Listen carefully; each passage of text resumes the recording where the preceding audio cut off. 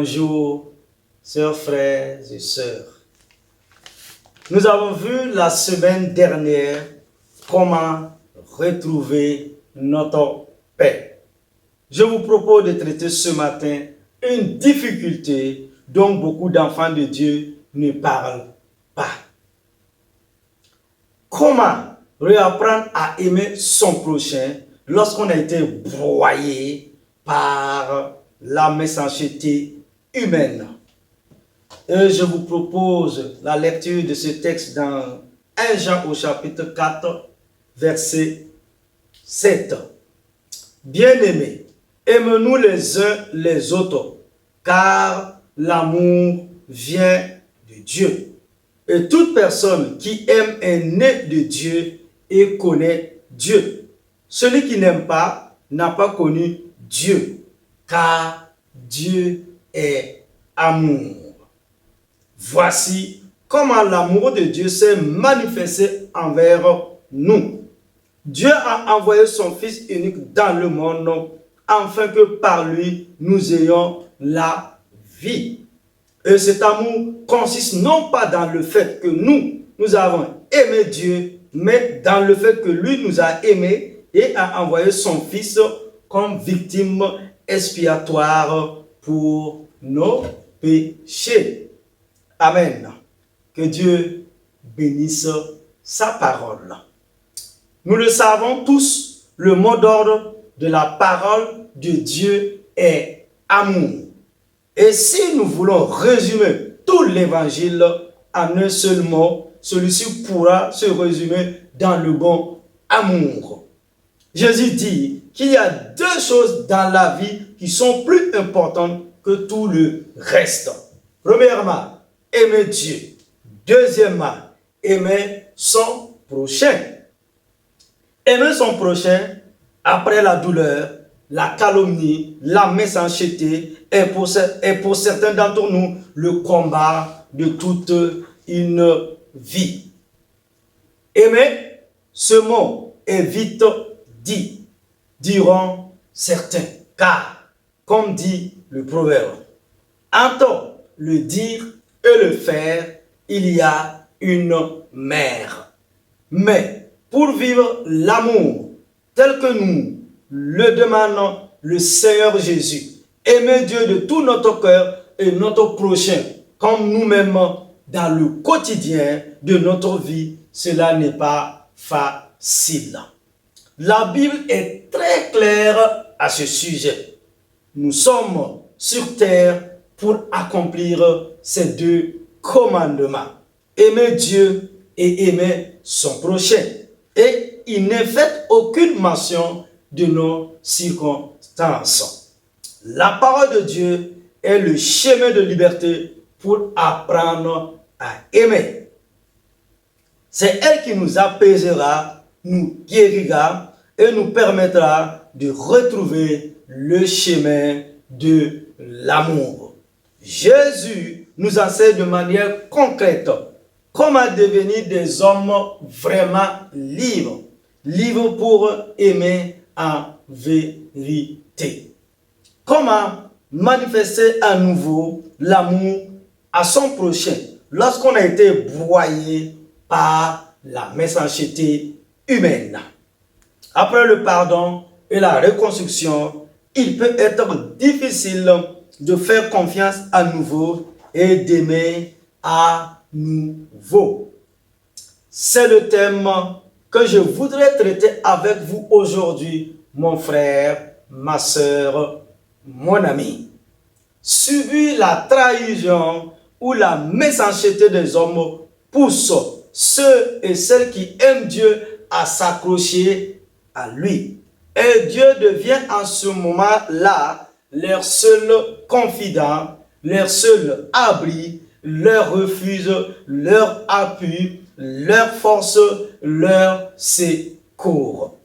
L'Esprit de Dieu nous fait comprendre une chose très importante pendant ces moments difficiles.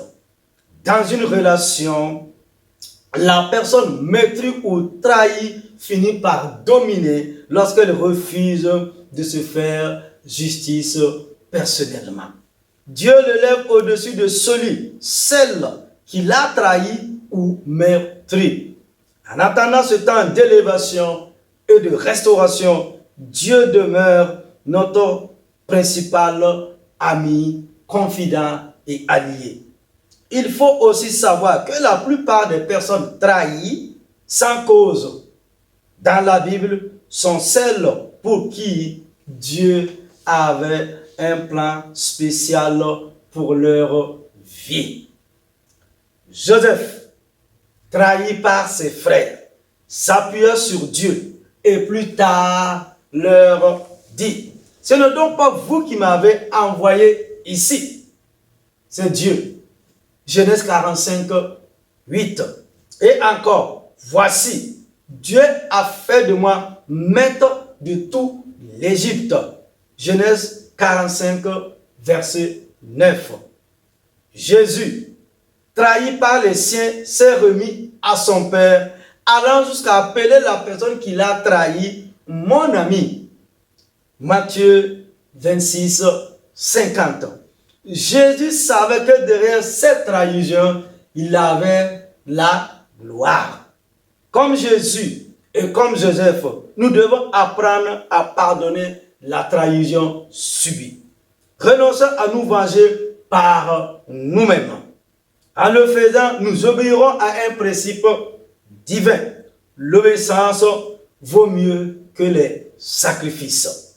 Puisque la vengeance appartient à Dieu, Dieu sera obligé de s'occuper de notre situation si nous avons choisi le pardon plutôt que la vengeance. Joseph disait: c'est Dieu qui m'a envoyé ici avant vous pour vous sauver la vie. Genèse 45, 5. Joseph est devenu maître de ses frères car il leur a sauvé la vie. Jésus disait: Père, pardonne-leur, car ils ne savent pas ce qu'ils font. Jésus a été souverainement élevé au-dessus de tous ceux qui le maltraitaient et est devenu maintenant sauveur et maître de tous. Aimer a un contenu objectif: vouloir le bien de l'autre, le bien tel que défini par Dieu dans la justice, la vérité, la paix et la joie. Pour Dieu, aimer, c'est plus une intention, une motivation qu'un sentiment d'approbation. Aimer, c'est vouloir le bien de l'autre, très concrètement.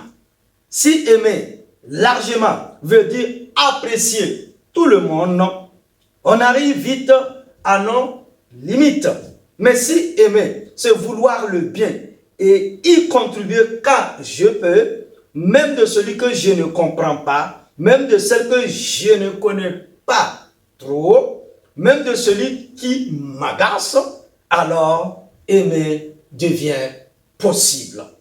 Paul met aussi ensemble amour et respect. Soyez les premiers à vous respecter. Vous honorez les uns les autres. Aimer, c'est aussi respecter. L'amour biblique dont il est question ici est un acte constructif, une démarche créative.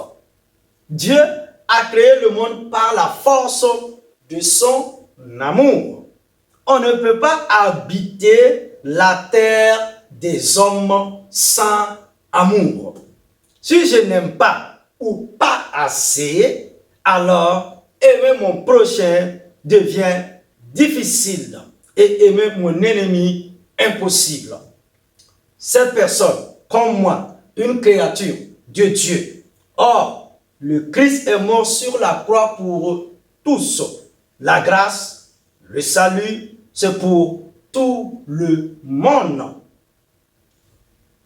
Et nous ne serions en aucune façon faire l'économie de la croix, ni de l'amour sacrificiel de Dieu qui a tant aimé le monde qu'il a donné son Fils unique, afin que quiconque croit en lui ne périsse point, mais qu'il ait la vie éternelle.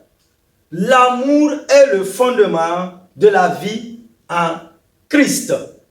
Et il nous appelle à le manifester. C'est un bien beau discours, pasteur Israël, me direz-vous, alors que je porte encore le poids de mes souffrances. Réapprendre à aimer suppose de passer par une étape incontournable, celui de la guérison divine, qui prend plus ou moins de temps selon la profondeur de nos blessures. Quand nous sommes blessés, nous aspirons à ce que quelqu'un nous enlève toute cette souffrance, apaise nos blessures et nous offre de l'espoir. Ces aspirations sont souvent insatisfaites lorsque nous recherchons un secours auprès d'une autre personne que Dieu et de son Fils Jésus-Christ. Il y a une réponse à la souffrance que cause perdu et les rêves brisés. L'espoir nous vient de Jésus-Christ, le Fils de Dieu. Il offre la guérison des blessures que tu ressens. Il offre de marcher avec toi dans les moments difficiles et de rire avec toi pour que ton fardeau devienne plus léger. Pourquoi? Parce que Jésus comprend que nous vivons dans un monde abîmé. Il sait que nous portons la souffrance de relations et de rêves brisés. Dieu se soucie aussi de notre peine. Il veut nous libérer de la souffrance qui règne sur notre vie. Et nous aime de façon inconditionnelle pour que nous-mêmes apprenions à aimer à nouveau. Jésus a le pouvoir de changer notre réalité parce qu'il a porté le poids de la souffrance et de la honte de notre péché sur la croix. Il est ressuscité des morts avec la promesse que nous pouvons avoir une nouvelle vie en lui. La guérison intérieure d'essence divine englobe la restauration spirituelle de notre être entier. Cette globalité de notre personne est indiquée par ce texte de l'Écriture. Que le Dieu de paix vous sanctifie lui-même tout entier, et que tout votre être, l'esprit, l'âme et le corps soient conservés irrépréhensibles. 1 Thessaloniciens chapitre 5, verset 23. Mon frère, ma soeur, mon ami, sache que notre Dieu veut t'accorder aujourd'hui cette guérison que tu attends depuis longtemps. Et je te propose de voir pour cela les grandes lignes de la guérison divine et de la restauration de notre âme. La quasi-totalité des promesses de la venue du Messie en tant que sauveur parle du salut de l'âme et la guérison du corps. Nous le voyons dans Ésaïe 53, versets 1 à 10. Homme de douleur et habitué à la souffrance, semblable à celui donc on détourne le visage. Nous l'avons dédaigné, nous n'avons fait de lui aucun cas. Cependant, ce sont nos souffrances qu'il a portées, ce de nos douleurs qu'il s'est chargé, et nous l'avons considéré comme puni, frappé de Dieu et humilié. Mais il était blessé pour nos péchés, brisé pour nos iniquités. Le châtiment qui nous donne la paix est tombé sur lui. Et c'est par ses meurtrissures que nous sommes guéris. Premièrement, la prière est la première clé. La prière est une supplication adressée à Dieu. En Jésus-Christ, celui à qui nous adressons nos supplications, Dieu est devenu notre Père. À ce titre, nous devons être convaincus que lorsque nous lui faisons appel, l'invoquons, appelé au secours, il est prêt à nous secourir et à nous aider comme tout bon père le ferait pour ses enfants. Hébreux au chapitre 4, versets 14 à 16. Notre Seigneur, par sa grande compassion, se plaît à sauver et guérir tous ceux qui s'approchent de lui par la foi. Dieu a promis d'exaucer tous ceux qui, avec foi, lui demandent son soutien.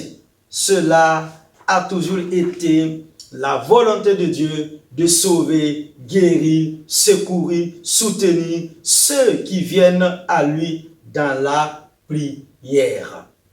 Demandez et l'on vous donnera. Cherchez et vous trouverez.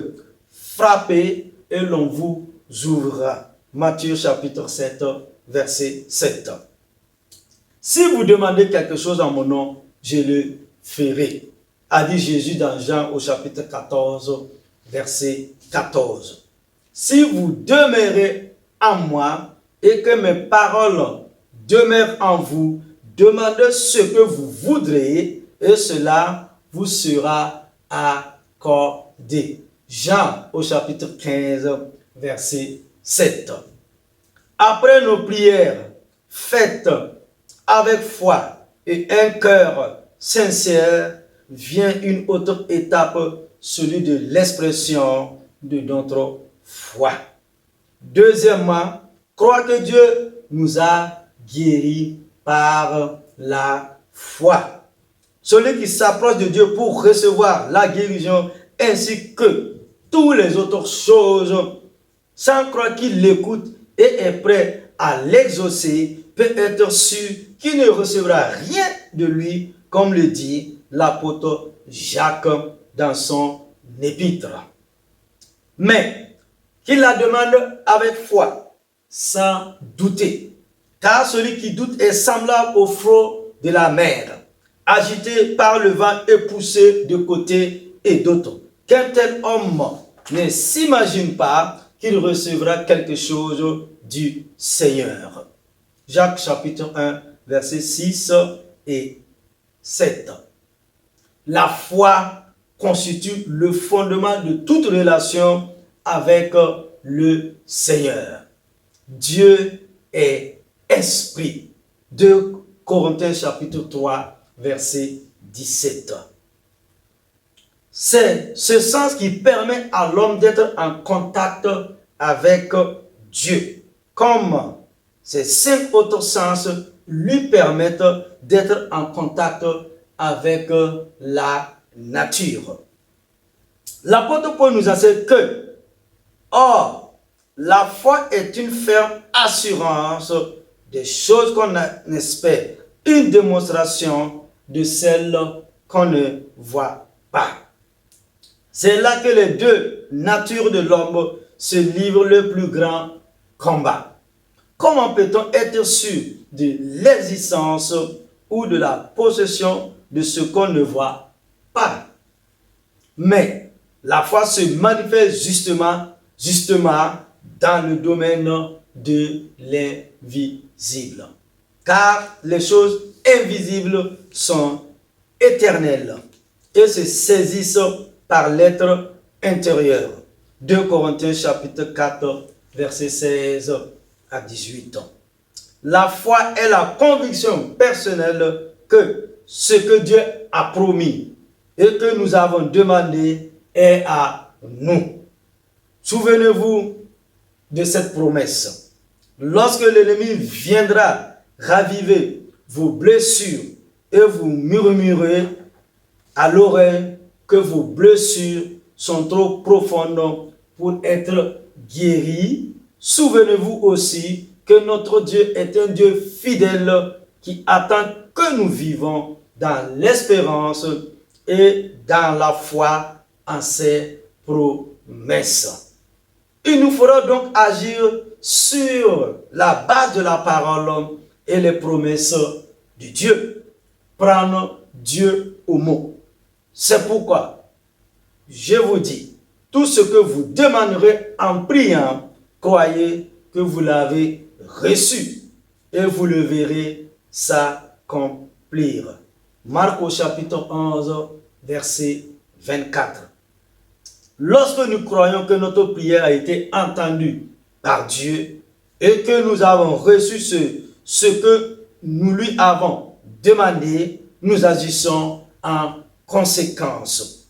Nous le remercions de nous avoir exaucés, même si pour le moment nous ne voyons rien. Et troisièmement, confesser notre guérison. La confession est une affirmation d'une vérité biblique que nous avons acceptée.